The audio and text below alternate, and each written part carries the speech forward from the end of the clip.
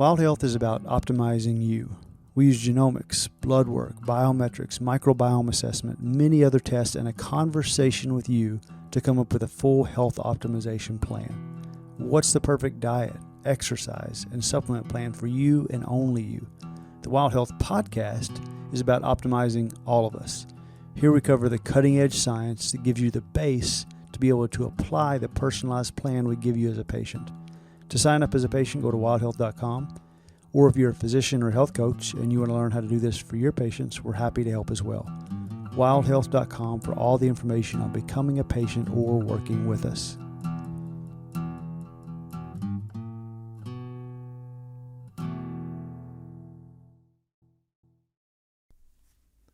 Thanks so much for listening to the Wild Health Podcast. If you're a Wild Health patient, you might not know, but you have access to our referral program. This gets your friends and family 25% off Wild Health services. Just head to Clarity, and in the top right corner, you'll see Refer a Friend. Click there, and you'll be brought to a page with your referral code. Happy sharing. Hey, what's up, Sugar?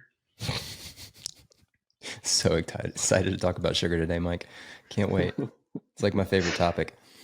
You know, it's because it's so simple, right? It's a superfood, right? Just like the more, it can't get enough. The more sugar, the better. Yeah, nothing about sugar is a kryptonite food. Nothing at all.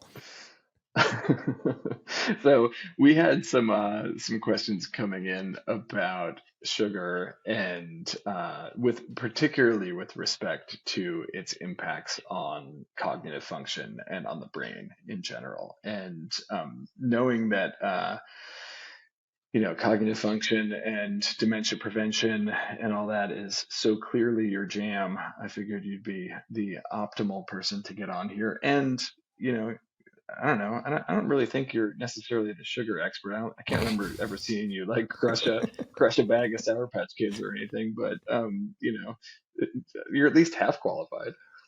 I definitely had a sweet tooth when I was a kid, that's for sure. And up until probably about 22 or so, I was way into the sugar. But I've managed to kick the habit. So maybe I am qualified to talk about sugar. I don't know. I think you are. Did I ever tell you that was my my introduction to organized religion? Was running across the street from the religious weekend school that my parents sent me to use my allowance to buy candy and then to eat as much candy as I could and then go back and fidget in school.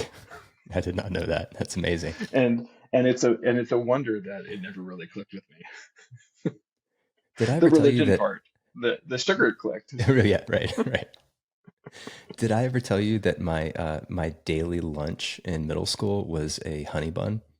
Did I ever share that with you? So this to me feels like an inspiration story, right? If you and I can be living the lives we're living now nutritionally after those backgrounds, like it's never too late. If you're listening and you've got a serious sugar habit, not too late for you, we promise.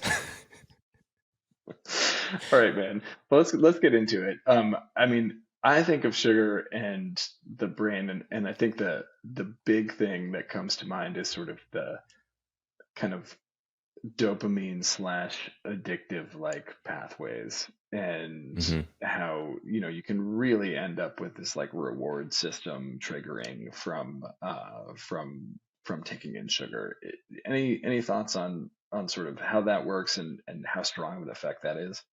I think it's pretty strong. I mean, I think the data that we have so far is that sugar is addictive, and it is triggering dopamine release, not at as high of levels, but in the same location of the brain that we see with these things that we classically think of as addictive, like nicotine, for example, or alcohol. We're talking about dopamine release in the reward pathway that looks virtually the same with sugar as you get with the classic addictive chemicals. So there's no doubt in my mind that sugar is an addictive substance and is going to feel much like addiction, where you've got this urge to eat sugar, right? And then when you eat it, you're given this reward in the brain when the dopamine is released, just like anything else. I mean, this is not necessarily the end of the world. There's other things that also do this, like dopamine, like chocolate, for example. So chocolate may or may not be good for you depending on what type of chocolate you're eating. But we know that, that's not necessarily a terrible thing. Chocolate's got phenols in it, could potentially be helpful for you. So this isn't necessarily a terrible thing. The problem is when it gets out of control, right? And any addiction is something that needs to be managed. And sugar certainly is one, because of the possible negative consequences to regular sugar intake. So yeah, I think sugar is addictive. I think that's clear. And certainly a reason to be concerned when we're talking about sugar and its effects on the brain. Yeah, I mean, I think just practically, this is a pretty strong phenomenon, right? You never really hear people talking about their protein cravings, right? Like, I'm just craving protein, right? Craving some But white chicken yeah, breast. said no one ever. Right. But the sugar cravings, and definitely sort of, as we're disinhibited, whether it's by alcohol intake or sleep disruption or other stressors, that's when we're less and less likely to be able to resist those addictive cravings. So yeah, okay, fine. So it's addictive. What else can we talk about with sugar in the brain? What about, like, I don't know if this has ever happened to you or any of the listeners, but I've definitely had a sugary substance felt really good afterwards and then felt really bad after that. Totally. Like, talk to me a little bit about, like, how the brain deals with glucose as a fuel, and like, can it sustain, or are you kind of always setting yourself up for like a boost and crash kind of situation? So I think this is most noticeable in our kids, right? Like anyone who's listening to this podcast who has children, who's seen them eat ice cream or any sugary substance, has seen them just explode with energy, right? And then that explosion is often followed by them passing out in the back of the car, right? Or on the couch or wherever. And this is a magnified effect to what's happening to all of us. So when you look at CGM levels, and I've done this a lot of myself, I've looked at this on our clients as well. You eat a high glycemic food, something that is very simple sugar, you get a very obvious spike in that sugar. And assuming you have a normal pancreas, and a normal amount of insulin resistance, or you're insulin sensitive, then you're going to see basically a falling of that blood sugar level. Somewhere around, like, depending on what you ate. If you ate just pure sugar, probably around like 30 to 45 minutes after the ingestion of the sugar, you're going to start to see it falling, right? And then it falls actually below baseline. So you'll see that there's this tail of the on the CGM where your blood sugar actually goes below baseline and then slowly creeps back up, because you've overcompensated too much insulin, right, for the amount of sugar. This is an extremely common finding. And when you think about it in this manner, it totally makes sense that you're getting that crash after the sugar wears off. And you'll notice this if you pay attention next time you eat a sugary substance, especially if you're feeling fatigued already. You'll get a cognitive boost, right? There's a short-term cognitive boost that's then followed by a crash, and you feel crummy, you feel tired, you're like, it's like it's that afternoon slump where you need a siesta or a cup of coffee, right? Like that's the sensation that you get. And this is a very natural phenomenon that happens when we eat high non-complex simple carbohydrates. That's going to be abbreviated if you take in those sugars with protein, fat, right? Or if you eat more complex sugars, you're not going to see that collapse of the blood sugar on the come down. But yeah, with simple sugars, that's definitely the effect we see. I remember early in my kids' development, a family member telling me that they'd read an article that the hyperactivity and increased energy from sugar for kids was a fallacy, and that had never been proven. And I was like, I'm going to put that right in the bucket of a study I never need to read, because it's Yeah, absolutely false. liars. Absolute liars. Yeah. Yeah, I mean, it's interesting, like, why. I guess because there's just not that many. I mean, maybe in the form of fructose, but which is, I want to put a pin in and talk about certainly at some point, because there is a school of thought that sugars, natural sugars, right, sugars that you're going to find in plums or apricots or whatever, that there's not as much harm in terms of both energy boost and crash, but also addiction and some of the cognitive effects. So maybe put a pin in talking about fructose for a second. But outside of fructose, which occurs, you know, naturally, but also has fiber and other things inside of a fruit. You think the fact that our bodies are pretty smart, right? Like the pancreas should kind of make the right amount of insulin and not overshoot and make us hypoglycemic. But is it just because we're, not evolutionarily designed to handle gummy bears? I mean, we're just not like there isn't like pure high fructose corn syrup in nature. I I mean, don't think there's that's sort of my guess. yeah.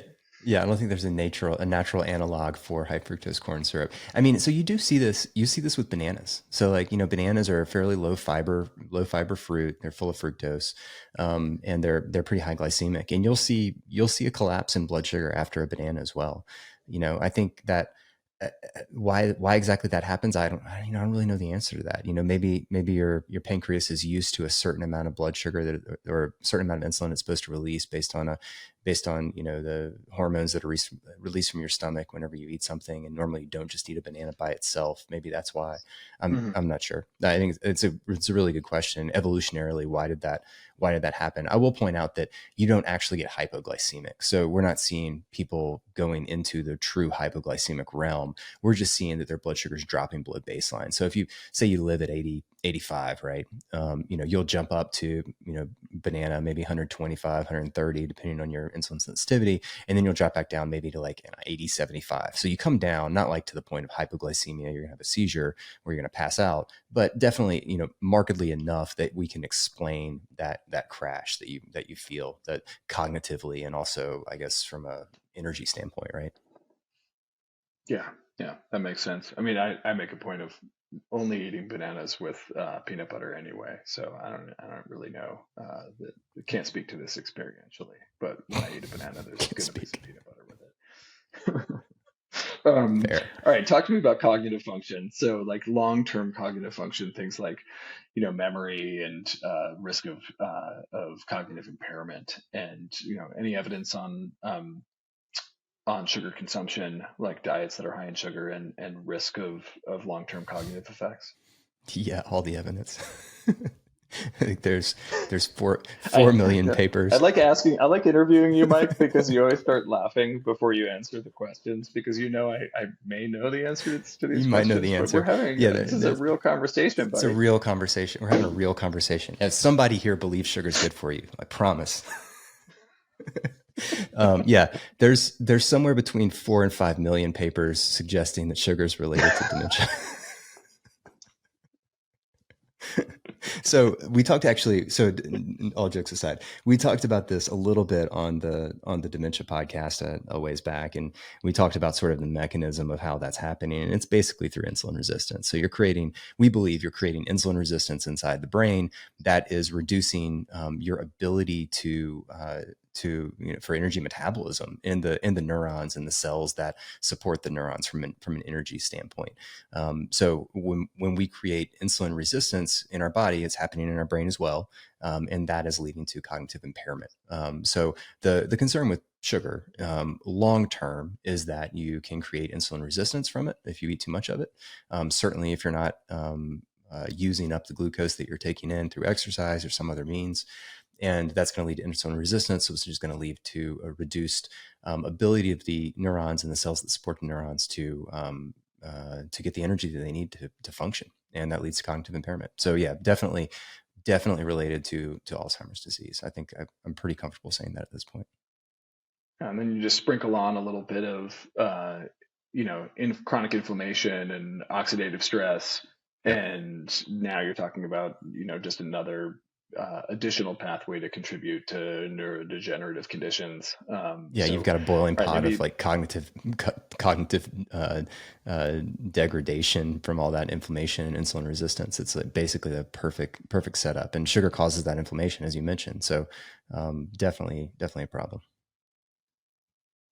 Right, and then on just worth a note, and then we said we were going to try and make this a pretty quick conversation, so I think we'll try and wrap it up in a sec. But worth a note that it's not just neurodegenerative conditions, Alzheimer's disease, dementia. It's also depression, anxiety, mental health issues.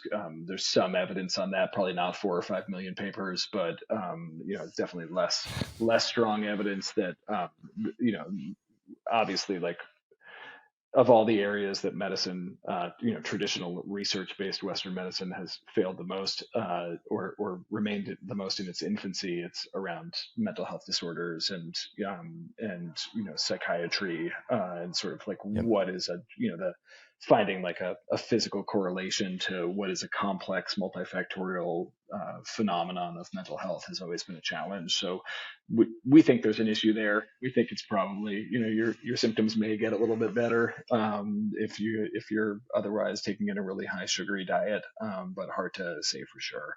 All right, I said I was going to come back on fructose.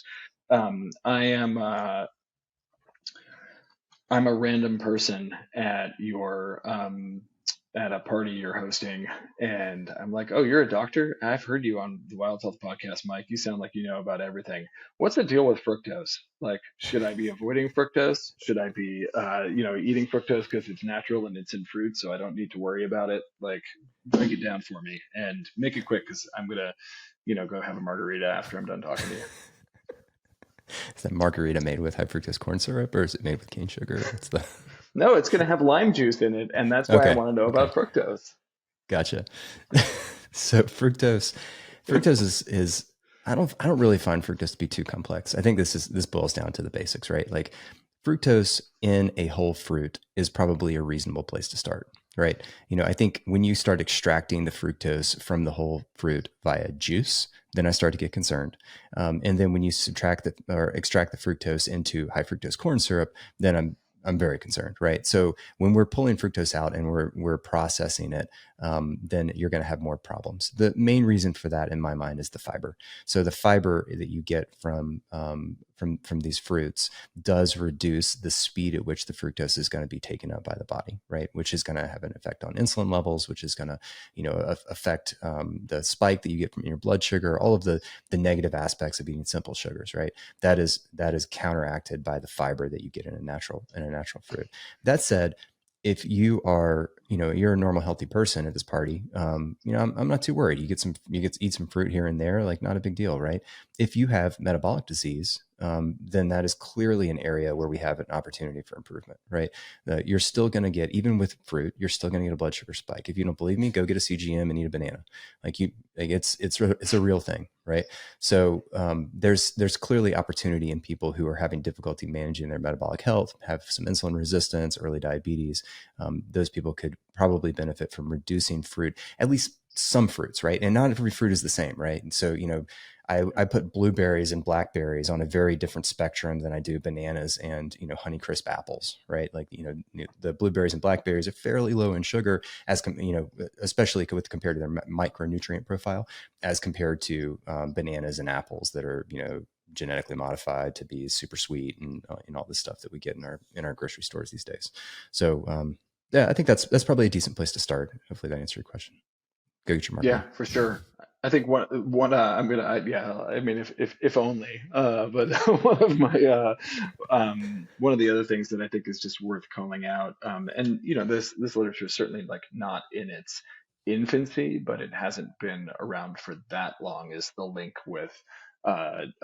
between large quantities of fructose intake and NAFLD, non-alcoholic fatty Yep. liver disease, right? Like the Yep. fructose is a little bit special in that sense, where if you really overload the liver with fructose, the liver takes excess fructose and makes fat. So you end up with this Yep. lipogenesis and non-alcoholic fatty liver disease, which we know can be linked to a bunch of other metabolic dysfunction and issues with your metabolic health. So, yeah, I feel like have some berries, feel pretty good about it. But the idea Yep. of, here's a bowl full of stone fruit and you can eat at your will because it's fruit and it can't be bad for you. I think not to spend too much time in the evolutionary realm, but like we didn't really have ready access to large quantities of fruit in the development of the human species. You probably came across a tree went a little bit hard in the paint on some fruit, and then you didn't find any again for like 3 months. So I think Well, then, it's yeah, about and then you quantity, fasted for frequency. the next 2 weeks, right? Yeah, So it's like exactly. you counteracted any negative thing that happened by fasting. So yeah, I mean, yeah, I agree with you. I think all good points. And then, also the last thing I'll say, and then I'll shut up, is that, what you consume with the fruit is probably important as well, right? So eating fruit, solely by itself without protein or fat, is more likely to give you that sugar bump. And you may be able to sort of hide it in some eggs or hide it in some peanut butter, like you mentioned, and not get that same sort of effect on your blood sugar, which can be helpful. All right, I know we're trying to wrap up, but now I got to ask. I mean, a honey bun has plenty of fat in it, Mike. Like, why is that not Yeah, okay? no, it's actually the perfect food. It's full of all all the primary macro and micronutrients that you need. Yeah, You don't believe just me? get a Go honey ask bun little recipe Debbie. with some protein powder mixed into it, and you're good to go. Yeah. Go ask little Debbie. All right, we're ending there. Thanks, Mike. All right. Thanks so much for listening to the Wild Health Podcast. If you want more daily health education, be sure to follow us on Instagram, which is filled with health optimization how-tos, grocery shopping lists, guided breathwork posts, myth debunking, and so much more. You can find us at Wild Health MD on Instagram.